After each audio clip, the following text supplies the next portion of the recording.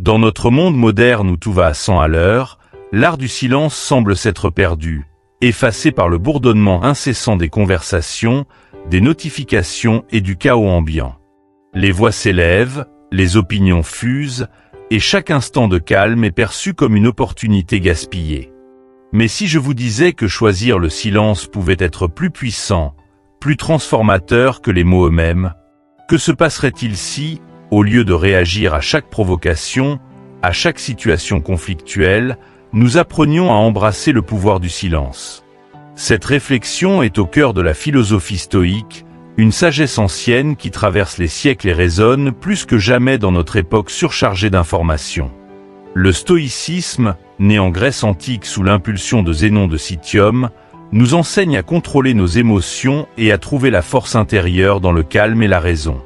Zénon disait « Mieux vaut trébucher avec les pieds qu'avec la langue ». Une phrase aussi simple que profonde, qui incarne l'essence même du stoïcisme. Combien de fois, dans un moment de colère ou d'impulsivité, avons-nous prononcé des mots que nous aurions souhaité ravaler une fois le tumulte passé? Nos paroles, bien qu'elles puissent être jetées dans l'air en quelques secondes, laissent souvent des traces qui perdurent bien au-delà de leur énoncé.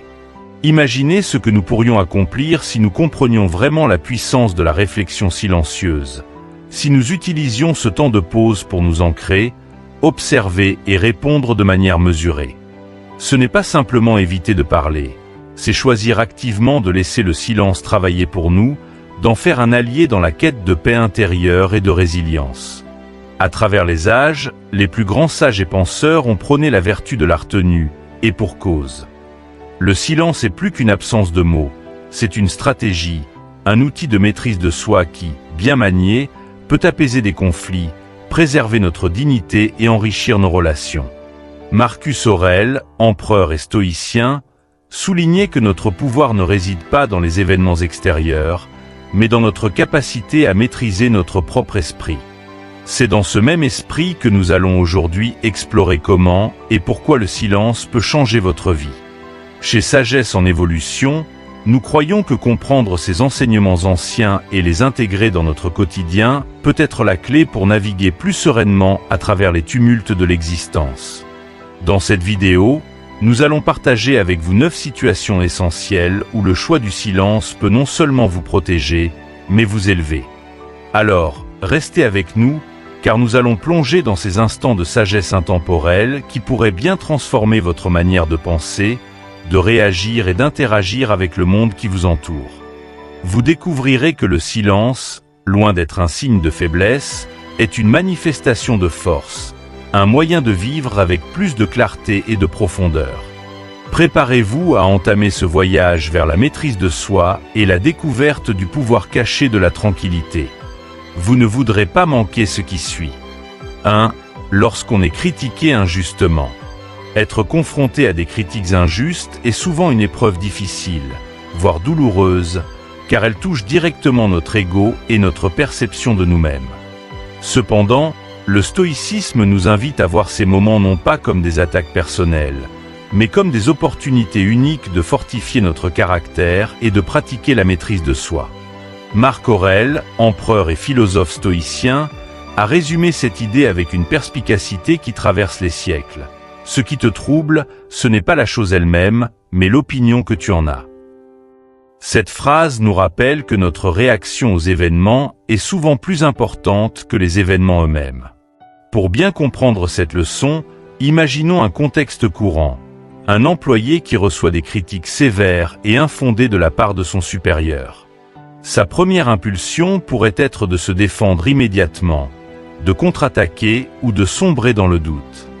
Cependant, en adoptant une approche stoïque, il apprend à faire une pause, à respirer profondément et à analyser la situation avec un regard lucide. La pratique du silence dans de tels moments n'est pas synonyme de passivité ou de faiblesse. Au contraire, elle est le signe d'une grande force intérieure. Cette pause donne la possibilité de décortiquer la critique et d'y trouver, si possible, une parcelle de vérité. Si, par exemple, l'employé découvre que la critique contient un conseil utile, il peut s'en servir pour s'améliorer. Mais si elle n'est que le fruit de l'injustice ou de l'humeur du supérieur, il peut choisir de ne pas la laisser l'atteindre. C'est là que réside le véritable pouvoir du stoïcisme, la capacité de choisir ce qui mérite notre énergie et ce qui doit être laissé de côté. Imaginez la dignité et la sérénité que cela procure. Au lieu de se laisser emporter par une vague de ressentiment, l'employé garde la tête haute et montre que sa confiance en lui n'est pas ébranlée par des jugements extérieurs. Prenons un autre exemple. Une personne active sur les réseaux sociaux qui devient la cible de commentaires négatifs ou de fausses accusations. La première réaction naturelle serait de se justifier, de répondre point par point aux critiques. Mais, à quoi bon? Le stoïcisme nous enseigne qu'il est plus sage de répondre avec le silence et de laisser ses actions et son intégrité prouver ce que les mots ne peuvent exprimer. Lorsque des personnalités publiques choisissent de ne pas réagir aux critiques futiles, cela leur permet non seulement de préserver leur paix intérieure, mais aussi de montrer qu'elles sont suffisamment solides pour que des paroles extérieures glissent sur elles comme l'eau sur une roche. Cela ne signifie pas qu'il faut tout accepter sans broncher. Loin de là. Le stoïcisme valorise la clarté d'esprit et la prise de décision fondée sur la raison. Il s'agit de discerner ce qui mérite une réponse et ce qui peut être ignoré sans conséquence. Pour illustrer cela, souvenons-nous de l'histoire de Socrate, philosophe grec célèbre pour sa sagesse et sa manière de répondre aux critiques. Accusé à tort de corrompre la jeunesse d'Athènes, Socrate a choisi de défendre ses idées en utilisant la raison plutôt que de se laisser emporter par la colère. Même lorsqu'il a été condamné à mort, il a fait preuve d'une sérénité et d'une conviction inébranlables, prouvant que la maîtrise de soi est la marque d'un esprit libre et fort. Face à des critiques injustes, il est donc essentiel de se souvenir que notre valeur ne dépend pas de ce que les autres pensent ou disent de nous. Ce que nous contrôlons réellement, c'est notre réaction. En optant pour le silence réfléchi, nous évitons les discussions stériles et démontrons que nous n'avons pas besoin de l'approbation des autres pour savoir qui nous sommes. Cette pratique est d'autant plus pertinente aujourd'hui, dans un monde où l'ego est souvent gonflé par les apparences et la validation externe. Choisir le silence face à l'injustice, c'est reprendre le pouvoir sur notre état d'esprit. C'est montrer que notre tranquillité d'esprit est plus précieuse que l'opinion de ceux qui ne cherchent qu'à nous déstabiliser. Il est aussi important de comprendre que ce silence stratégique n'est pas toujours synonyme d'inaction. Parfois, en ne répondant pas, on donne le temps aux autres de voir la vérité par eux-mêmes. Une personne accusée injustement dans un contexte professionnel, par exemple, peut décider de rester silencieuse et de continuer à exceller dans son travail. À terme, la qualité de son travail parlera d'elle-même et rendra la critique infondée. C'est un processus qui demande du courage et de la confiance, mais qui peut transformer une attaque perçue en une opportunité de croissance et de validation authentique. Le stoïcisme enseigne également l'importance de ne pas chercher constamment à plaire à tout le monde. Sénèque, un autre grand philosophe stoïcien, écrivait que celui qui s'attache à plaire à tous n'aura jamais la paix. En d'autres termes, il faut accepter que l'on ne peut pas contrôler ce que les autres disent de nous, mais nous pouvons contrôler ce que nous laissons entrer dans notre cœur et notre esprit. Si une critique est injuste, elle doit être perçue pour ce qu'elle est, une parole qui n'a pas plus de poids que ce que nous choisissons de lui donner. Pour ceux qui s'inspirent de cette philosophie, le résultat est une vie marquée par la stabilité et la sérénité. Au lieu de courir après la justification, le stoïcien choisit de diriger son énergie vers des actions positives et productives. Cette capacité à faire face aux critiques injustes avec un calme immuable inspire non seulement le respect, mais encourage aussi ceux qui nous entourent à suivre notre exemple. Lorsque nous comprenons que nos actions, et non nos paroles, définissent qui nous sommes, nous nous élevons au-dessus des jugements injustes et montrons que notre valeur est inaltérable. En adoptant le silence réfléchi et la retenue stoïcienne, nous nous ouvrons à une nouvelle façon de naviguer dans la vie, où notre paix intérieure n'est jamais compromise par les opinions externes. C'est ainsi que, lorsque nous sommes confrontés à la critique, nous pouvons trouver un chemin vers la paix intérieure et la force de caractère. 2. Face aux vantardises. Être confronté aux vantardises d'autrui, peut être un véritable test de notre patience et de notre maîtrise de soi. Lors de ces moments, il est naturel de ressentir une envie de riposter, de prouver que nous aussi, nous avons des accomplissements dignes de mention. Imaginez être à un événement social ou professionnel où un collègue, visiblement avide de reconnaissance, se lance dans un récit exagéré de ses succès et de ses possessions. Chacun de ces mots semble calibré pour attirer l'admiration et, parfois, susciter l'envie. Dans de tels contextes, la tentation de répondre par nos propres réussites est forte. Nous voulons nous affirmer, montrer que nous ne sommes pas moins compétents ou admirables. Pourtant, c'est précisément dans ces moments que la sagesse stoïque nous montre le chemin le plus noble, celui du silence et de la retenue. Pourquoi choisir le silence dans ces situations? Parce que répondre aux vantardises par des vantardises ne fait qu'alimenter un cercle vicieux de compétition et d'ego. C'est une bataille où l'on peut perdre bien plus que l'on ne gagne. En restant silencieux, nous démontrons une confiance intérieure inébranlable. Nous montrons que notre estime de nous-mêmes ne dépend pas des applaudissements ou de la reconnaissance des autres, mais de la certitude de notre propre valeur. Comme le disait Marc Aurèle, ne perds pas de temps à débattre sur ce que doit être un homme de bien, sois en un. Cette phrase résume la philosophie stoïcienne. Il s'agit de vivre ses valeurs plutôt que de les proclamer. Prenons un exemple concret. Imaginez un dirigeant d'entreprise à succès assistant à un dîner de gala où un autre entrepreneur passe la soirée à raconter ses exploits, ses succès financiers et ses acquisitions extravagantes. Le premier dirigeant, bien qu'il ait des réalisations tout aussi impressionnantes, choisit de rester calme, d'écouter poliment et de ne pas entrer dans le jeu des comparaisons. Cette tenue attire l'attention d'autres invités qui voient en lui une force tranquille, une maîtrise de soi admirable.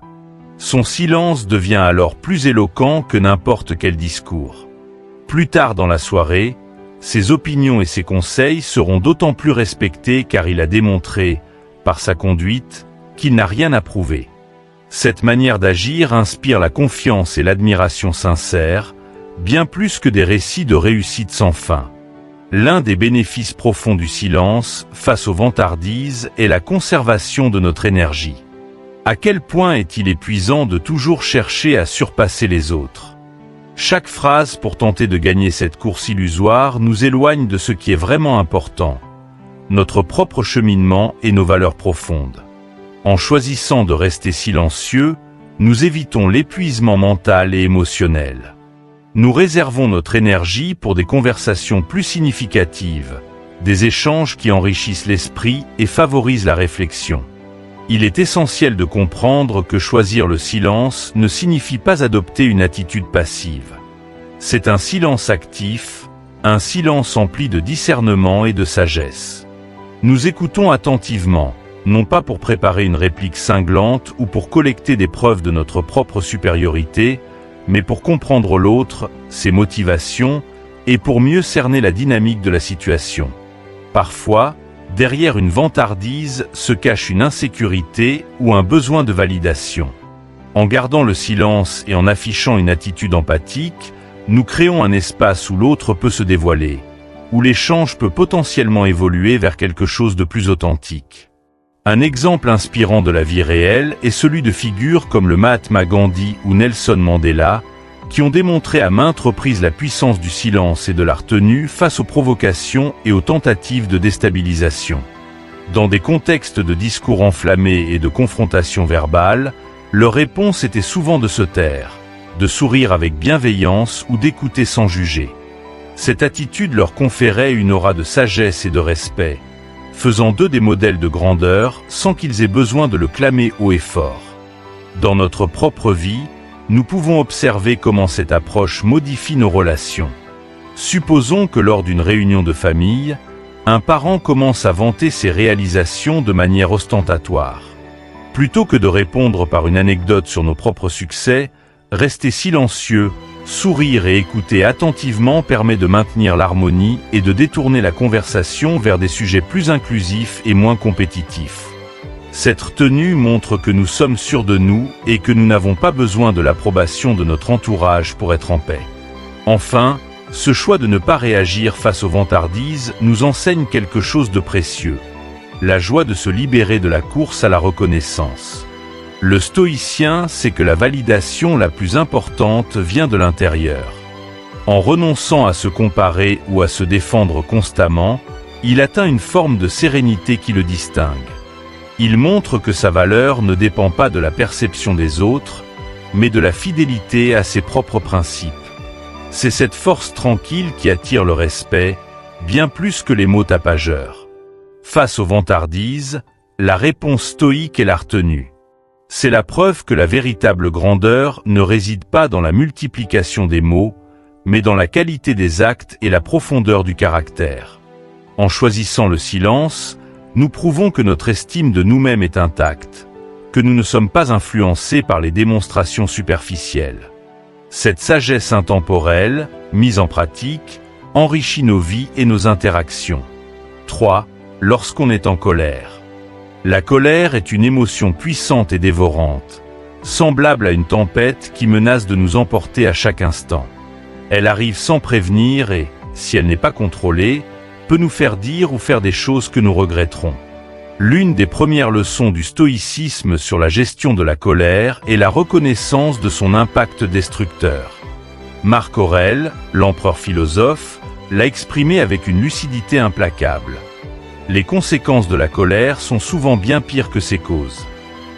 Cette observation invite à une réflexion sur la nature de la colère et sur la façon dont elle peut, en un instant, empoisonner des relations, détériorer notre réputation et miner notre paix intérieure. Imaginez-vous au travail. Un projet sur lequel vous avez investi des heures est critiqué de manière injuste ou, pire, une erreur commise par un collègue vous force à refaire tout un travail. La première impulsion peut être de crier, de pointer du doigt ou de répliquer sèchement. Mais le stoïcisme nous apprend que la réaction instinctive n'est pas toujours la meilleure.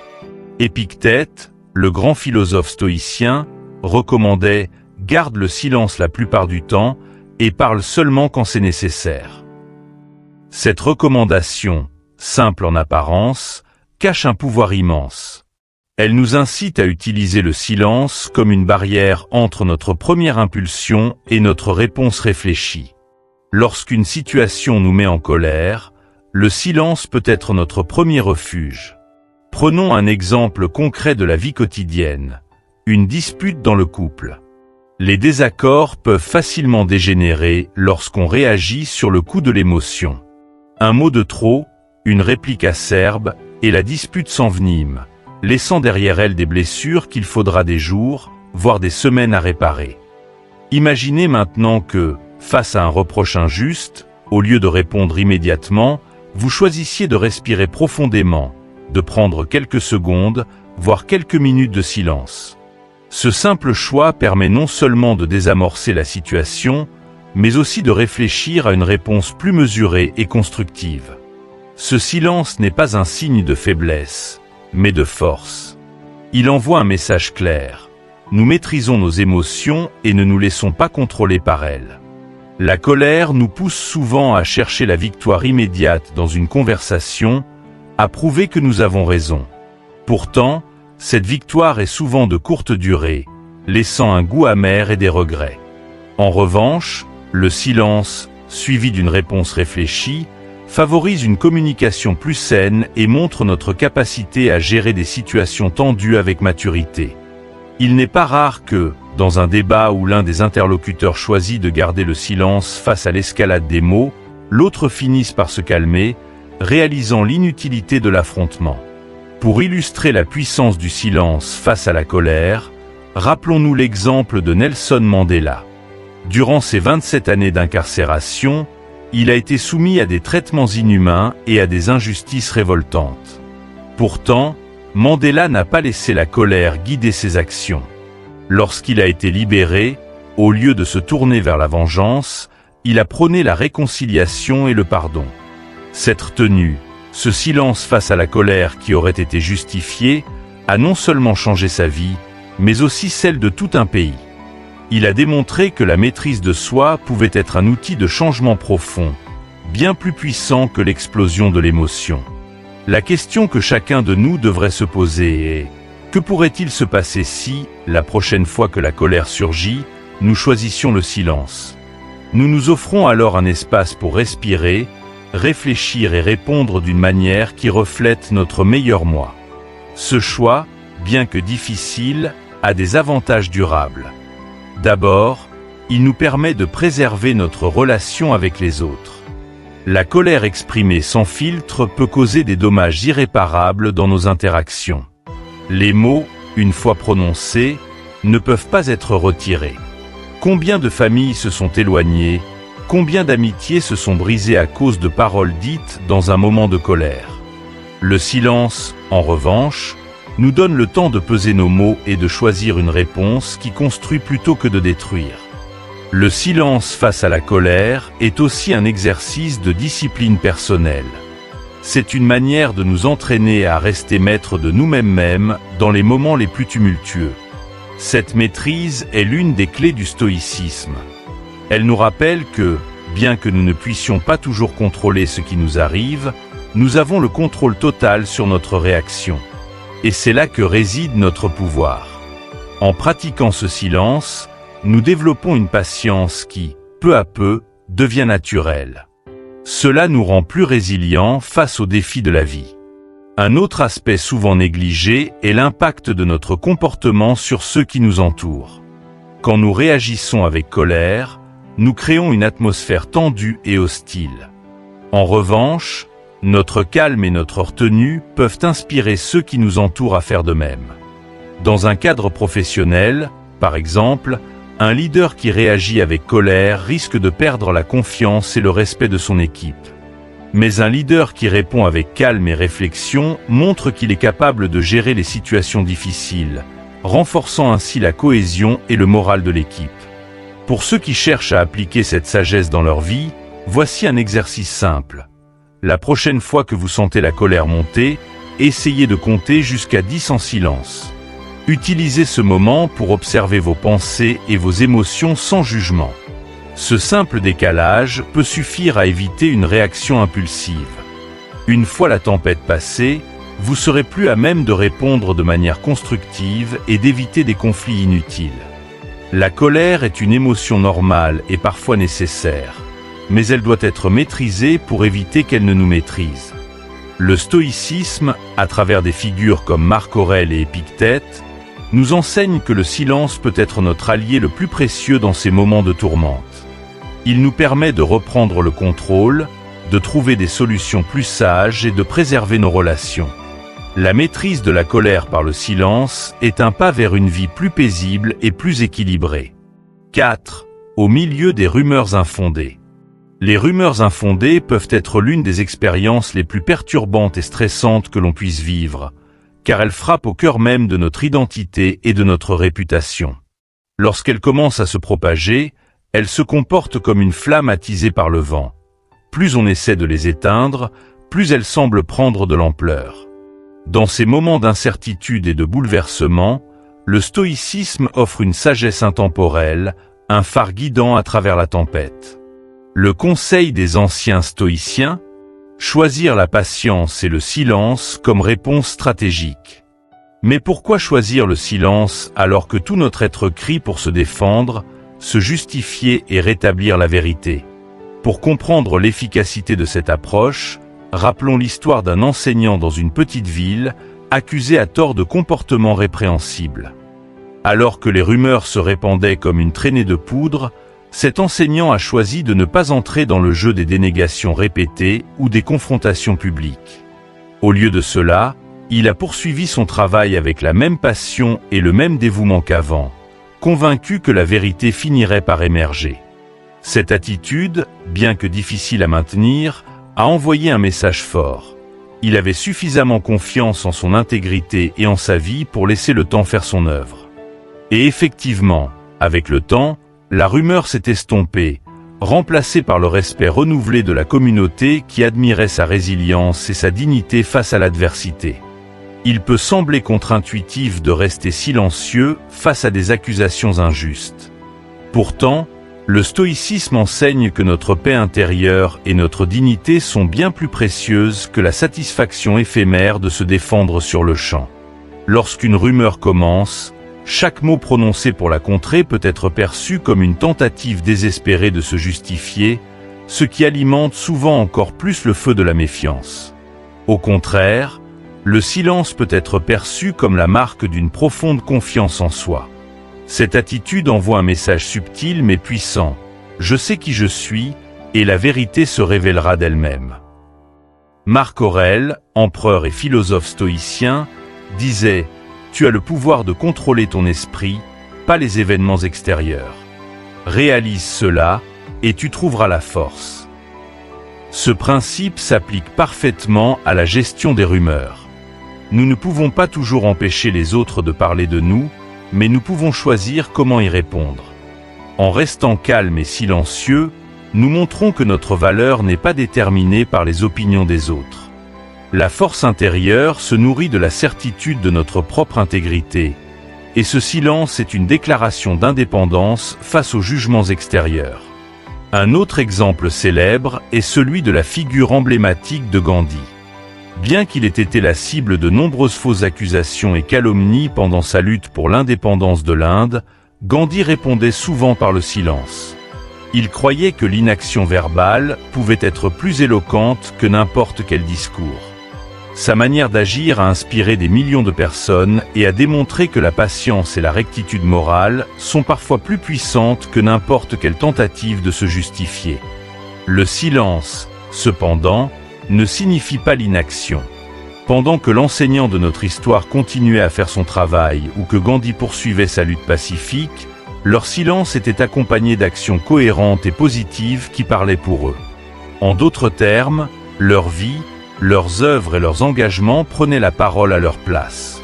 Cette leçon est cruciale. Rester silencieux ne veut pas dire se soumettre passivement aux rumeurs, mais plutôt se concentrer sur ce qui est important, nos actions, nos valeurs et notre intégrité, plutôt que sur la dissipation des malentendus. Pourquoi cela fonctionne-t-il? Parce que le temps et la constance finissent par exposer la vérité. Une rumeur est comme une ombre. Elle peut sembler menaçante, mais elle est insubstantielle et disparaît lorsqu'elle est confrontée à la lumière de la vérité. Lorsqu'une personne reste silencieuse face à des accusations infondées et maintient une conduite irréprochable, ceux qui l'entourent finissent souvent par voir la rumeur pour ce qu'elle est, un bruit sans fondement. Il ne s'agit pas ici de nier que cela peut être frustrant ou douloureux. Chaque moment de silence peut être une bataille intérieure contre l'envie de se défendre, de corriger l'injustice perçue. Mais cette tenue est ce qui sépare la réaction impulsive de la réponse réfléchie et stoïque. Nous pouvons transposer cette idée à notre vie quotidienne. Supposons qu'au travail, un collègue répande une rumeur selon laquelle vous n'avez pas contribué de manière significative à un projet. Votre première impulsion pourrait être d'envoyer un email à toute l'équipe pour rectifier les faits. Cependant, une telle réponse peut sembler agressive et pourrait même inciter certains à douter de votre version des faits. Au lieu de cela, continuez à travailler de manière assidue et laissez la qualité de votre travail et l'éthique dont vous faites preuve parler pour vous est souvent plus efficace. Avec le temps, vos collègues et supérieurs comprendront que vos actions contredisent la rumeur. La patience et la cohérence seront vos meilleurs alliés. En restant silencieux, nous apprenons également une autre leçon stoïque essentielle, le détachement. Épictète nous rappelle que ce qui trouble les hommes, ce ne sont pas les choses elles-mêmes, mais les jugements qu'ils portent sur ces choses. Les rumeurs ne peuvent nous toucher que dans la mesure où nous les laissons nous atteindre. En apprenant à détacher notre valeur personnelle des opinions instables et fluctuantes des autres, nous développons une paix intérieure inébranlable. Cependant, il est important de nuancer. Rester silencieux ne signifie pas éviter de s'exprimer lorsque cela est nécessaire, en particulier si la rumeur a des conséquences tangibles sur notre vie ou notre carrière. Dans ces cas, une clarification mesurée et réfléchie peut être appropriée, mais elle doit être faite avec calme et assurance, sans montrer de signes d'agitation ou de vulnérabilité. C'est la différence entre parler pour clarifier et parler pour se justifier. Enfin, en choisissant de répondre par le silence face aux rumeurs, nous enseignons aussi aux autres à agir avec dignité. Nous montrons que la véritable force ne réside pas dans la réactivité, mais dans la constance et la confiance en soi. Cette attitude inspire le respect et peut même inciter ceux qui propagent des rumeurs à remettre en question leur propre comportement. Choisir le silence face aux rumeurs infondées est un acte de courage et de confiance en soi. C'est un rappel que, quoi qu'il se passe autour de nous, nous sommes les gardiens de notre paix intérieure. En cultivant cette patience et cette maîtrise de soi, nous naviguons à travers les turbulences de la vie avec grâce et détermination. 5. Face à la perte. La perte est une expérience universelle qui nous touche tous à un moment ou à un autre de la vie, qu'il s'agisse de la perte d'un être cher, d'un emploi, d'une opportunité précieuse ou même de la rupture d'une relation importante. Le vide laissé par une telle perte peut être accablant, plongeant notre esprit dans le chaos et notre cœur dans la douleur. Mais c'est précisément dans ces moments de tumulte intérieur que le stoïcisme offre une perspective salutaire et des outils précieux pour naviguer à travers la souffrance. Sénèque, un des plus grands penseurs stoïciens, a écrit avec une profondeur inégalée: « Le jour dont nous avons peur comme étant notre dernier est le jour de la naissance de l'éternité. » Cette citation nous invite à envisager la perte non pas comme une fin définitive, mais comme une transformation, un passage qui fait partie du grand cycle de la vie. Lorsque nous faisons face à la perte, notre premier instinct est souvent de combler le vide laissé par ce qui nous manque, de nous distraire de la douleur ou de nous plonger dans une activité incessante pour ne pas ressentir le chagrin. Pourtant, le stoïcisme nous enseigne qu'il y a une immense sagesse à s'asseoir en silence avec notre douleur, à l'accueillir et à l'observer sans jugement. Ce silence, loin d'être une forme de résignation, est un espace sacré où nous pouvons véritablement commencer à comprendre notre perte et à nous reconnecter avec nous-mêmes. C'est dans ces moments de calme que nous nous permettons de ressentir pleinement la tristesse, non pas pour nous y complaire, mais pour la transcender. Un exemple poignant de cette pratique est celui de l'auteur C.S. Lewis, qui a écrit à grief Observed après la mort de sa femme. Lewis décrit avec une honnêteté brutale la profondeur de son chagrin et le vide immense qu'il ressentait.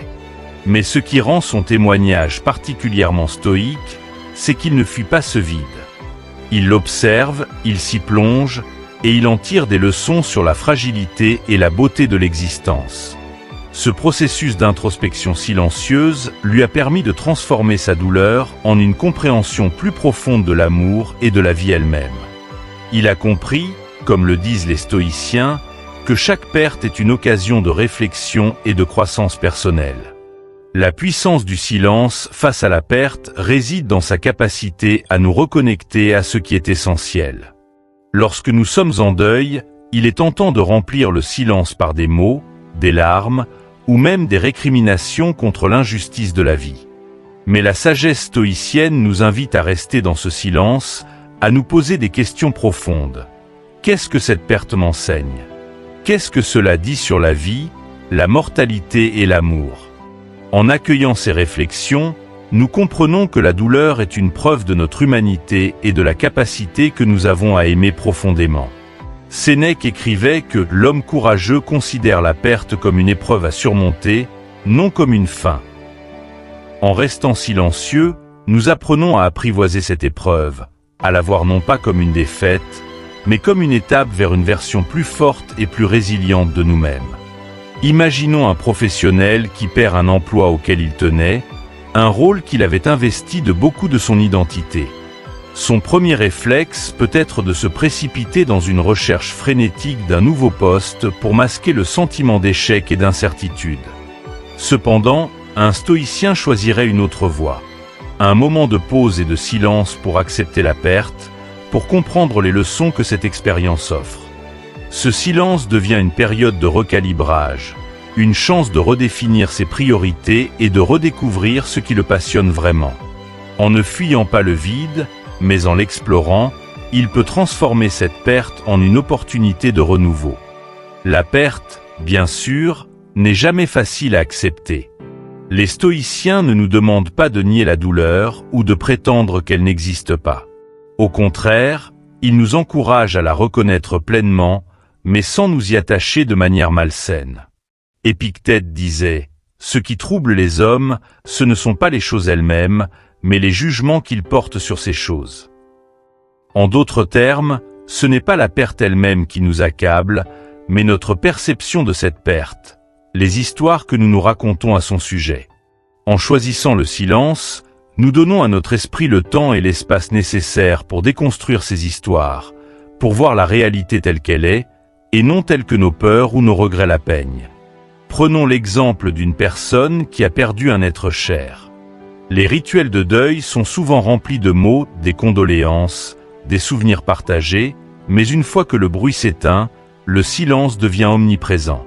Pour beaucoup, ce silence est redouté car il force à faire face à l'absence. Mais pour le stoïcien, c'est dans ce silence que commence le véritable travail de guérison. S'asseoir seul, sentir la douleur sans la fuir, se rappeler que tout ce qui existe est éphémère, et que cette impermanence donne à la vie sa valeur. Le stoïcien comprend que la perte est inséparable de l'amour, que ce sont deux faces d'une même pièce. C'est pourquoi accueillir le silence, c'est accepter la réalité de ce cycle et trouver en lui une forme de paix. Enfin, le silence face à la perte est un acte de foi. Foi en la résilience de l'esprit humain, foi en la capacité de la vie à continuer malgré tout, et foi en notre force intérieure pour transformer la douleur en sagesse. Ce silence devient un espace de connexion à quelque chose de plus grand que nous, une acceptation que, bien que nous ne puissions contrôler le cours de la vie, nous pouvons choisir comment y réagir. Cette prise de conscience nous offre une liberté précieuse. La capacité de voir la perte non pas seulement comme une fin, mais comme une transition vers quelque chose de nouveau. Lorsque la douleur de la perte semble insupportable, souvenez-vous des mots de Sénèque. La perte qui nous terrifie est un rappel de la naissance de l'éternité. Cette phrase nous invite à envisager chaque fin comme le début d'une nouvelle phase, accueillir le silence non comme un vide, mais comme un espace sacré où se régénèrent nos forces, notre sagesse et notre compréhension. C'est ainsi que, même dans les moments de deuil, le stoïcisme nous guide vers la paix intérieure et la renaissance. 6. Devant l'ignorance. Il est des situations où l'ignorance des autres nous confronte à un choix. Céder à la frustration et entrer dans des débats inutiles, ou rester silencieux et préserver notre paix intérieure. Traiter avec des personnes qui, bien qu'ignorantes sur un sujet, affichent une assurance inébranlable peut être l'un des tests les plus ardus pour notre maîtrise de soi. Pourtant, c'est dans ces moments de tension que la philosophie stoïcienne nous rappelle l'importance de la retenue, de la patience et du contrôle de nos réactions. Pour illustrer la force de la patience stoïque, il n'y a pas de meilleur exemple que celui de Galilée.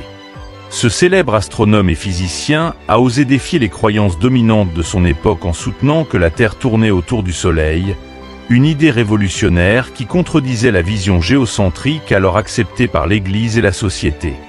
Face à une opposition féroce et à des accusations d'hérésie, Galilée a choisi de rester calme, même lorsque son savoir était remis en question par des personnes bien moins informées mais persuadées de leur propre expertise. Il aurait pu réagir par la colère ou l'arrogance, mais il a compris que tenter de convaincre à tout prix ses détracteurs, aveuglés par leur ignorance, aurait été vain et aurait dissipé son énergie précieuse. Son silence n'était pas de la résignation, mais une démonstration de sa confiance en la vérité scientifique et en la justesse de ses convictions. Ce que Galilée nous apprend, et ce que le stoïcisme souligne, c'est que l'on ne peut contrôler ni l'opinion des autres ni leur niveau de connaissance. Tu as le pouvoir de contrôler ton esprit, pas les événements extérieurs. Réalise cela et tu trouveras la force, disait Marc Aurèle. Cette citation résume parfaitement l'essence du stoïcisme face à l'ignorance. Nous avons le choix de notre réponse. Lorsque nous nous trouvons face à des personnes qui prétendent tout savoir, qui refusent d'écouter ou de remettre en question leurs certitudes, il est souvent plus sage de rester en retrait, de ne pas gaspiller notre énergie à tenter de les convaincre. Mais que faire lorsque l'ignorance nous touche directement, lorsqu'elle prend la forme d'un supérieur hiérarchique qui prend de mauvaises décisions, d'un collègue qui propage des informations erronées ou même d'un ami bien intentionné mais mal informé? La première impulsion est souvent de vouloir corriger cette ignorance, d'entrer dans un débat, de démontrer notre savoir. Cependant, une confrontation mal préparée ou motivée par l'ego risque de s'enliser dans un dialogue de sourds, où personne ne sort réellement gagnant.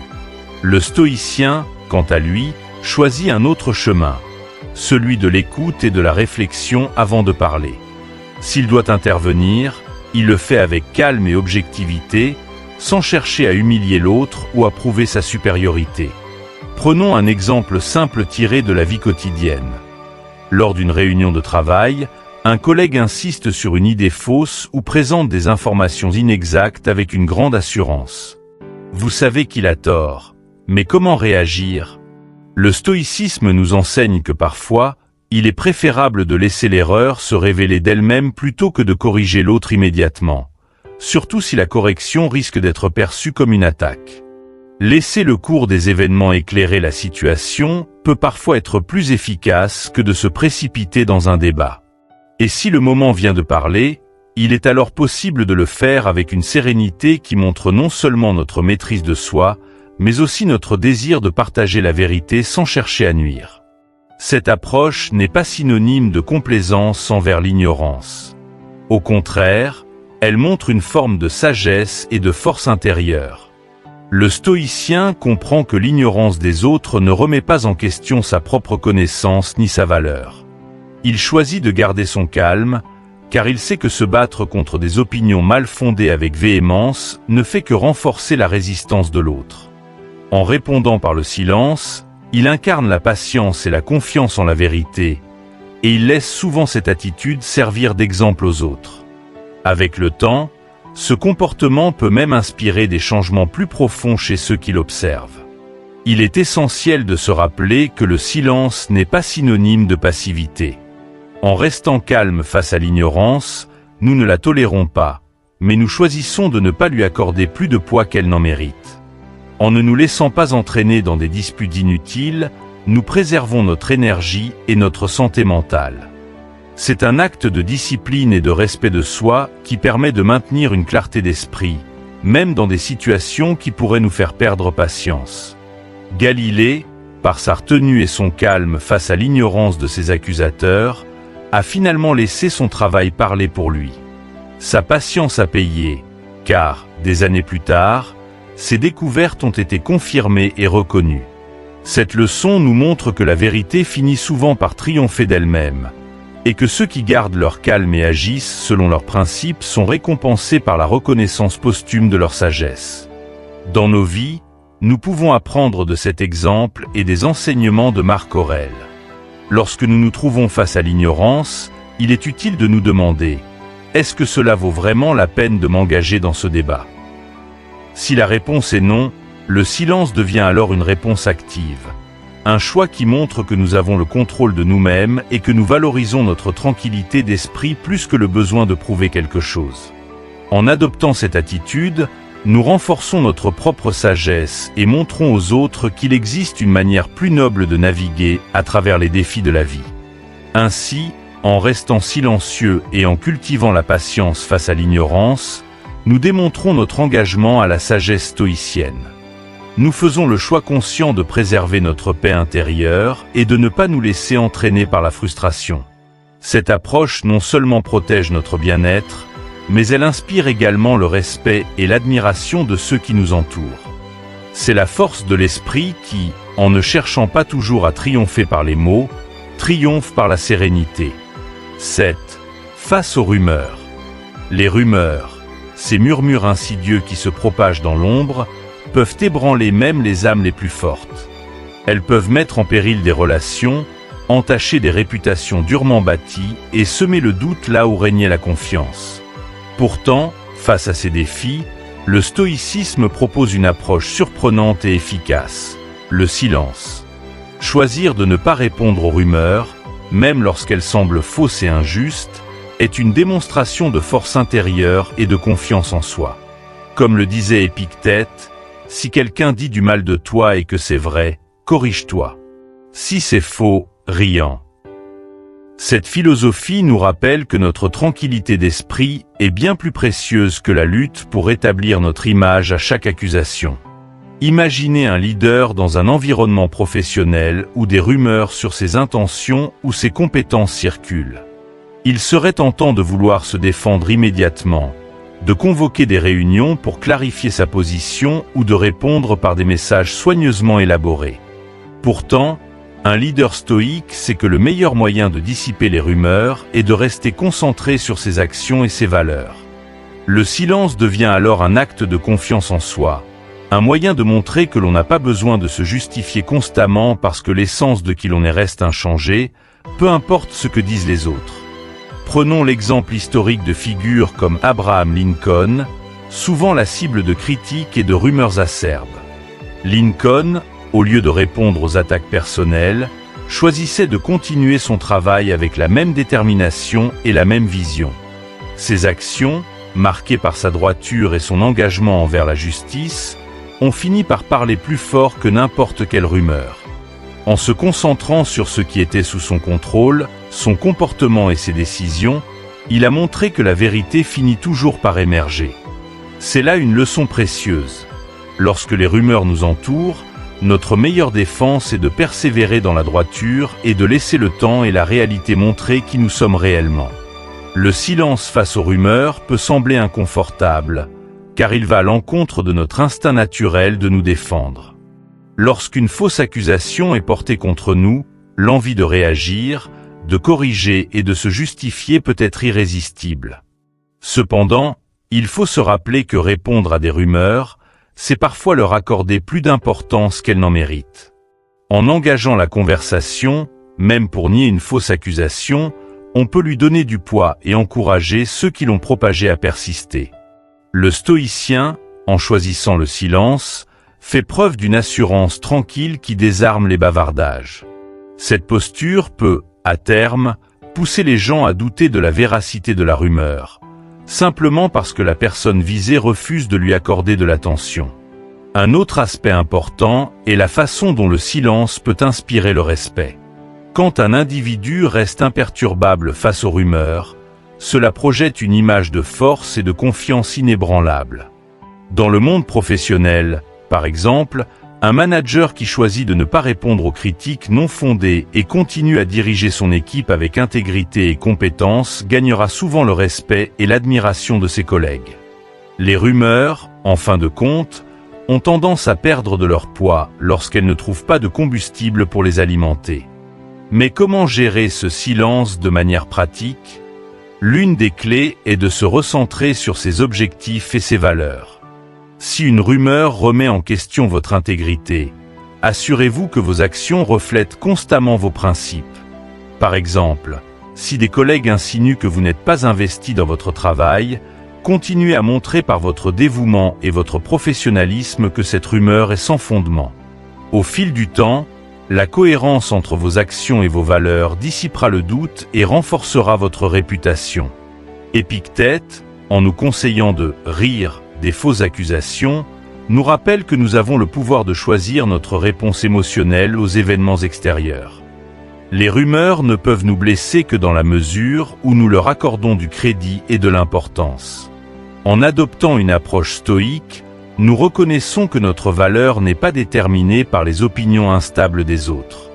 Cette attitude non seulement protège notre paix intérieure, mais elle envoie aussi un message clair à ceux qui propagent les rumeurs. Leurs mots ne nous atteignent pas. Ils ne trouvent pas de prise sur nous. L'exemple de la vie d'un enseignant accusé à tort par des parents mécontents est une autre illustration de la puissance du silence. Plutôt que de se lancer dans une série de justifications qui auraient pu alimenter encore plus la controverse, cet enseignant a choisi de continuer son travail avec la même passion et intégrité. Les rumeurs se sont finalement éteintes, car elles n'avaient aucune base réelle et laissent place à la réalité. Celle de ses élèves qui prospéraient grâce à son enseignement et de ses collègues qui respectaient son travail. Ici, le silence n'était pas une acceptation passive, mais une confiance dans le fait que la vérité prévaudrait. Ce choix stratégique de rester silencieux et de ne pas alimenter la rumeur est un exercice de discipline mentale. Il nécessite de la patience et un détachement émotionnel, deux qualités que le stoïcisme encourage à cultiver.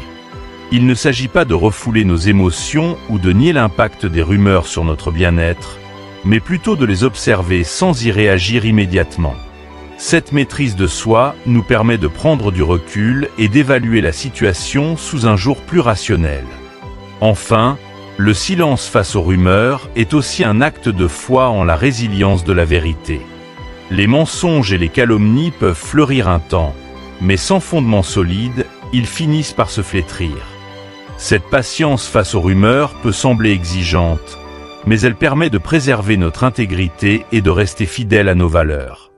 Elle nous donne la liberté de nous concentrer sur ce qui compte réellement, notre travail, nos proches et nos objectifs personnels. Lorsque des rumeurs circulent, répondre par le silence n'est pas une fuite, mais une affirmation de notre force et de notre confiance en nous-mêmes. Ce silence nous protège du tourbillon des mots vides et préserve notre énergie pour ce qui compte vraiment. En choisissant cette voie, nous prouvons que nos actions, et non les rumeurs, définissent qui nous sommes. Partie 8. Confrontés à l'injustice. L'injustice est l'une des épreuves les plus difficiles à affronter, car elle touche non seulement notre sens de l'équité, mais elle peut aussi éveiller des émotions profondes telles que la colère, le ressentiment et le désir de vengeance.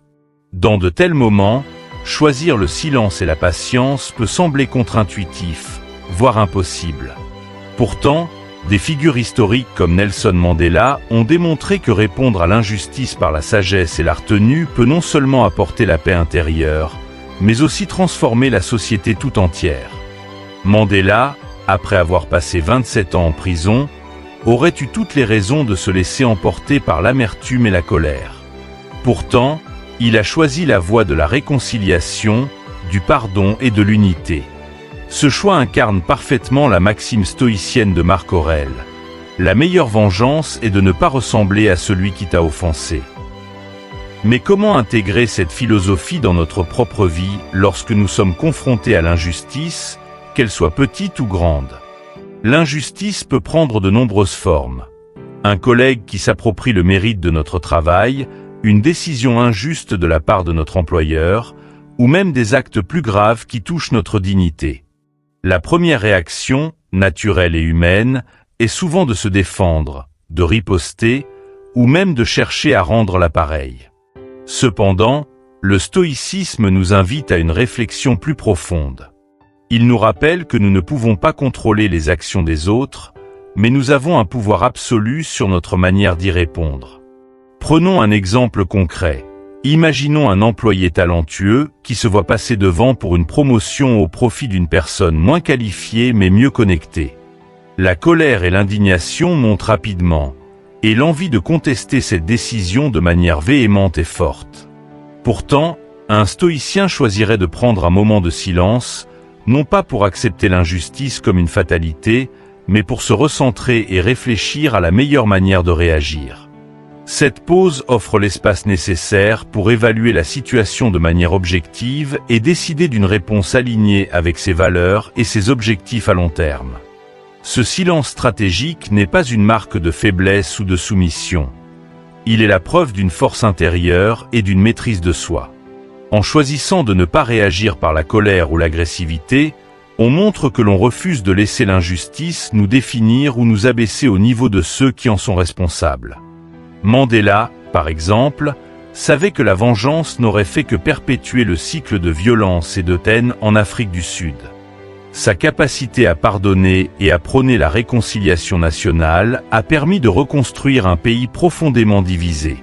Cette leçon de tolérance et de résilience montre que répondre à l'injustice par la dignité et le pardon peut avoir un impact bien plus durable et transformateur que n'importe quelle riposte violente. Le silence face à l'injustice nous permet également de préserver notre énergie pour des actions plus constructives. Plutôt que de s'épuiser dans des confrontations stériles, nous pouvons canaliser cette énergie vers des solutions qui nous rapprochent de nos objectifs et renforcent notre position. Par exemple, l'employé mentionné précédemment pourrait choisir de redoubler d'efforts dans son travail, de développer ses compétences et de se positionner pour des opportunités futures. Cette attitude proactive est souvent plus bénéfique à long terme que de se concentrer sur la plainte ou la confrontation immédiate. Une autre dimension importante de la réponse stoïque à l'injustice est la reconnaissance des limites de notre contrôle. Épictète disait que ce qui trouble les hommes, ce ne sont pas les choses elles-mêmes, mais les jugements qu'ils portent sur ces choses.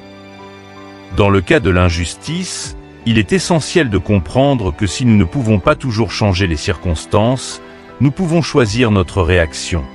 Accepter cela nous permet de transformer une expérience injuste en un catalyseur de croissance personnelle. Cette acceptation n'est pas une résignation, mais un acte de sagesse.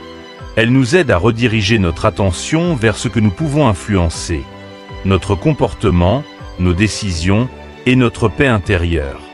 Face aux injustices plus graves, comme celles qui touchent aux droits humains et à la dignité, la philosophie stoïcienne n'encourage pas l'inaction mais la réponse réfléchie. Il ne s'agit pas de tolérer l'injustice, mais de la combattre avec intégrité et intelligence. Un autre exemple inspirant est celui de Martin Luther King Jr. qui, tout en luttant contre la ségrégation et les injustices raciales aux États-Unis, a adopté une approche non violente, inspiré à la fois par les enseignements du stoïcisme et par les méthodes de Gandhi. King comprenait que répondre à la haine par la haine ne ferait qu'engendrer plus de haine. Son choix de mener un combat pacifique, empreint de dignité et de patience, a changé le cours de l'histoire et a permis des avancées significatives pour les droits civiques. Pour nous, dans nos vies de tous les jours, la pratique du silence et de la réflexion face à l'injustice peut être un outil puissant pour gérer les conflits et maintenir notre bien-être mental. Au lieu de laisser la colère et le ressentiment empoisonner notre esprit, nous pouvons choisir de rester calmes, de réfléchir et de trouver des solutions qui respectent nos valeurs tout en affirmant notre dignité. Cela ne signifie pas que nous ignorons l'injustice, mais que nous la traitons de manière à préserver notre intégrité. Le silence face à l'injustice n'est donc pas un simple retrait, mais un acte stratégique de sagesse. Il nous permet de répondre avec une clarté qui inspire le respect et de ne pas tomber dans les pièges tendus par ceux qui nous nuisent. C'est un choix de maintenir notre paix intérieure et de nous concentrer sur des actions qui ont un véritable impact. Et comme le rappelle Marc Aurèle, la meilleure vengeance, c'est de ne pas ressembler à celui qui t'a offensé. En appliquant cette maxime, nous choisissons de ne pas céder à la haine ou à la vengeance, mais de cultiver des réponses qui construisent plutôt que de détruire. En fin de compte, l'injustice, bien que douloureuse, peut être une opportunité de croissance et de réflexion. En choisissant le silence et la patience, nous nous donnons la chance de voir au-delà de l'immédiateté de la douleur et de trouver des solutions qui renforcent notre caractère et notre détermination. La prochaine fois que nous serons confrontés à une injustice, réfléchissons à la manière dont nous pouvons réagir non pas avec impulsivité, mais avec la sagesse et la retenue qui nous élèvent. 9. Comment gérer les insultes? Les insultes, qu'elles soient subtiles ou directes, sont des attaques contre notre ego qui peuvent nous déstabiliser et nous pousser à réagir impulsivement. Dans ces moments, le choix de la réponse est crucial. Épictète, l'un des grands philosophes stoïciens, offrait un conseil profond: comprendre que notre esprit est complice de l'offense s'il se laisse entraîner par elle. Cette phrase, simple en apparence, renferme une vérité puissante. L'insulte ne prend du pouvoir que si nous lui en donnons. Elle nous rappelle que, même face à l'humiliation ou à la provocation, nous avons le choix de notre réponse. Prenons un exemple courant: un collègue au travail qui, lors d'une réunion, critique ouvertement une de vos idées de manière sarcastique ou méprisante.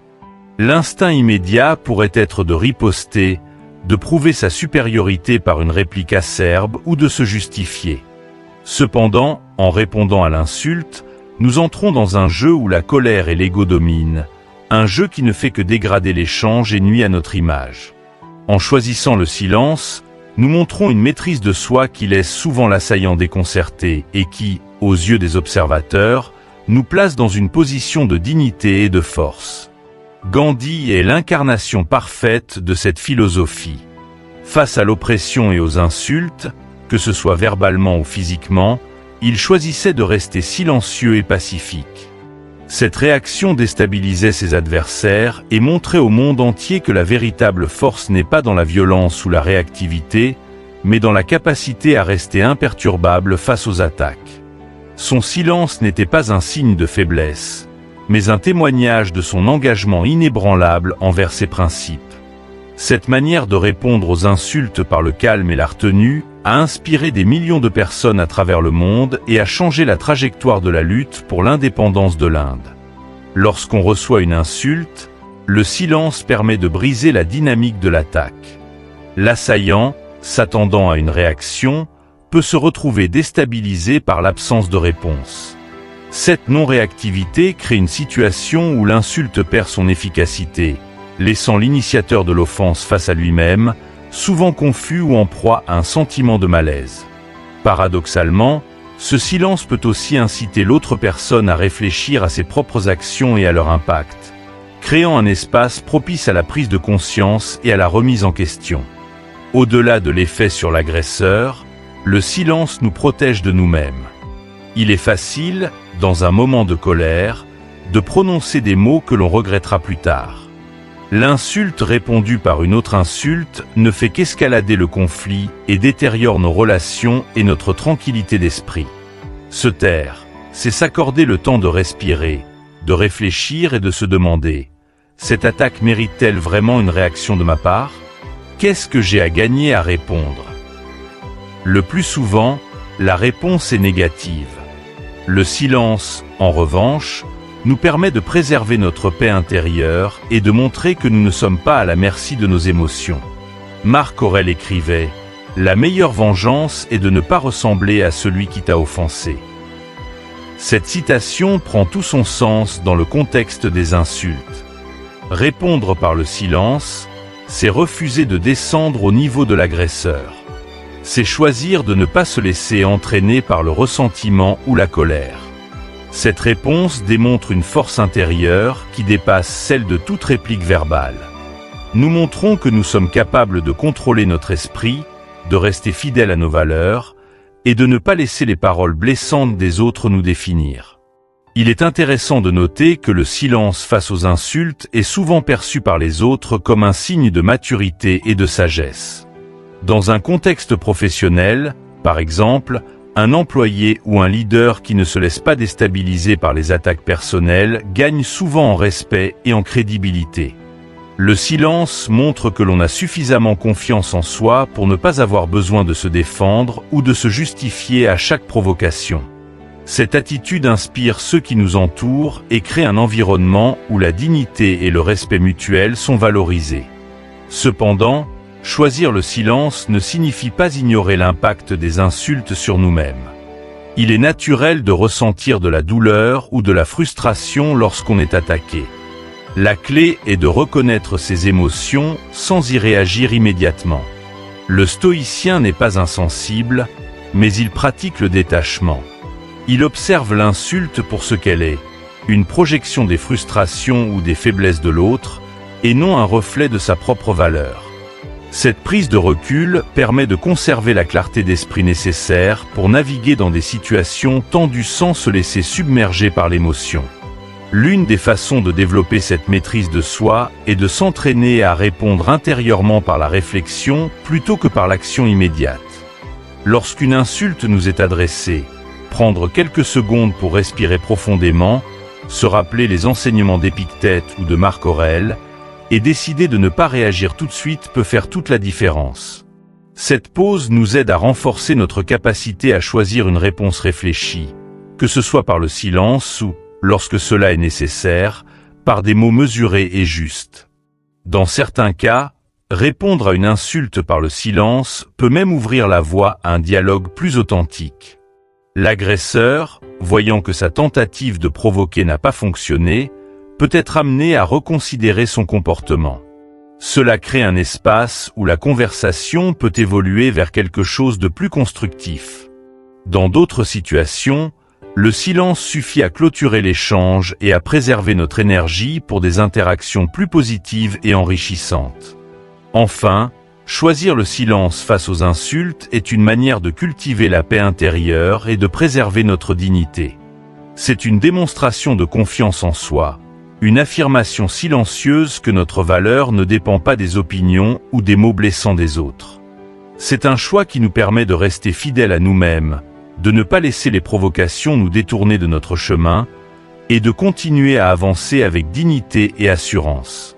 Les insultes, bien que souvent blessantes, n'ont de pouvoir que celui que nous leur donnons. En choisissant le silence, nous montrons une maîtrise de nous-mêmes qui désarme et élève. Nous rappelons aux autres, et à nous-mêmes, que notre esprit est fort, indépendant et libre des jugements extérieurs. En intégrant cette pratique dans notre vie quotidienne, nous cultivons la résilience et la tranquillité d'esprit, des qualités qui nous rendent plus forts face aux défis de la vie. La vie moderne nous expose à une multitude de défis, des conflits interpersonnels, des moments de perte, des rumeurs qui entachent notre réputation et des insultes qui mettent à l'épreuve notre maîtrise de soi. Pourtant, face à ces tempêtes émotionnelles, le silence se révèle être l'une des armes les plus puissantes que nous puissions adopter. Ce n'est pas un silence de soumission ou de faiblesse, mais un silence réfléchi, empreint de force et de sagesse. Marc Aurèle, dans sa sagesse stoïcienne, nous invitait à ne pas perdre notre temps à discuter de ce qu'est un homme de bien, mais à en être un. Cette phrase simple encapsulait la philosophie stoïcienne. L'essentiel n'est pas ce que nous proclamons, mais ce que nous faisons. En choisissant le silence au bon moment, nous incarnons cette leçon et montrons que la vraie maîtrise de soi réside dans la capacité à écouter, à observer et à répondre avec discernement plutôt qu'avec impulsivité. Le silence réfléchi nous permet de naviguer à travers la vie avec plus de clarté. Que ce soit face aux rumeurs infondées, aux provocations ou à l'injustice, le choix de rester silencieux offre l'opportunité de préserver notre énergie et notre dignité. Ce silence stratégique nous donne le temps de réfléchir et de choisir la meilleure réponse, ou parfois de réaliser que la meilleure réponse est de ne rien dire. Ainsi, nous démontrons une confiance en nous-mêmes qui ne dépend ni des jugements ni des actions des autres. L'exemple de Nelson Mandela, qui a répondu à des décennies d'injustice par la réconciliation, ou celui de Gandhi, qui a utilisé le silence face aux insultes comme une forme de résistance pacifique, montre que cette attitude peut même changer le cours de l'histoire. À notre propre échelle, nous pouvons utiliser ces enseignements pour inspirer les autres, créer des relations plus saines et affirmer notre autorité morale. Intégrer le silence dans notre quotidien demande de la pratique et de la patience, mais les bénéfices en valent la peine. La paix intérieure que l'on gagne en choisissant de ne pas répondre à chaque attaque, à chaque critique injustifiée, est inestimable. Elle nous permet de nous ancrer dans nos valeurs et de vivre une vie plus alignée et plus harmonieuse. Et cette paix intérieure rayonne vers ceux qui nous entourent, inspirant la même force et la même retenue. En choisissant le silence, nous montrons que nous sommes des êtres pensants et réfléchis, capables de transcender l'instinct de réagir immédiatement. Nous offrons un exemple de maîtrise de soi et de sagesse qui peut encourager d'autres à faire de même. Alors, que ce soit dans un contexte professionnel où un collègue cherche à vous déstabiliser, ou dans votre vie personnelle face à des défis plus intimes, n'oubliez pas l'enseignement stoïcien. Choisissez le silence comme une expression de votre force et non de votre faiblesse. Permettez à votre calme de parler à votre place et laissez vos actions illustrer vos valeurs. Si ces principes vous ont touché et vous ont aidé à voir la vie sous un autre angle, continuez à les explorer et à les pratiquer. Partagez cette vidéo avec ceux qui, comme vous, pourraient bénéficier de ces enseignements intemporels. Et pour ne rien manquer de nos prochaines leçons sur la sagesse et la philosophie stoïcienne, n'oubliez pas de vous abonner à notre chaîne Sagesse en Évolution, de cliquer sur la cloche de notification et d'aimer cette vidéo. Votre soutien nous aide à diffuser ces idées et à construire ensemble un espace de réflexion et de paix intérieure.